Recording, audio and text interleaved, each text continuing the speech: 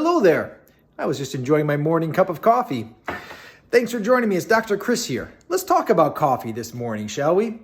So, over the years, coffee has gotten blamed for all sorts of things. Heart disease, high blood pressure, strokes, ulcers, heartburn, lots of things, okay?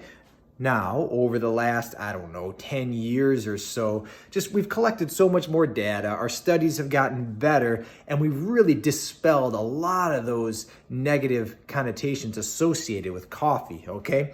So today what I'm gonna do is talk a little bit more about coffee, all right? Specifically, our current state of understanding of coffee and how it relates to a few major broad health issues, okay? Let's start with coffee and cardiovascular disease. So coffee has compounds called chlorogenic acids, as well as their metabolites, and they work to lower blood pressure by working on endothelial function in the arteries. All right? And from the evidence that we have, it's limited, but it suggests that there's no basis for associating moderate coffee intake with an increased risk of cardiovascular disease, including stroke. For coffee and diabetes, it's been consistently shown that there's an inverse relationship, meaning increased coffee intake is associated with decreased risk of type 2 diabetes. The suggestion is that polyphenols, a compound in coffee as well as some fruits and vegetables, is the likely cause for this relationship.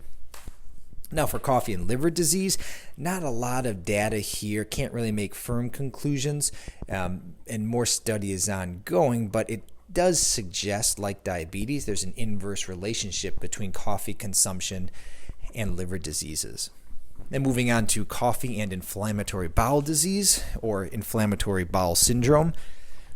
So the standard recommendation is to avoid coffee in those with irritable bowel syndrome, but there is suggestion and experimental evidence showing that there may be benefit to coffee and its components on the gastrointestinal tract.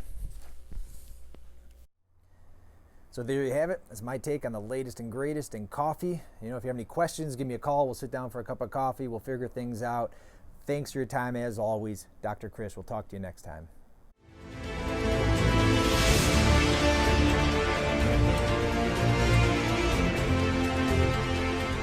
Be sure to schedule your free 30-minute initial phone consultation by sending me an email or by visiting our website at refinedwellnessconsulting.com.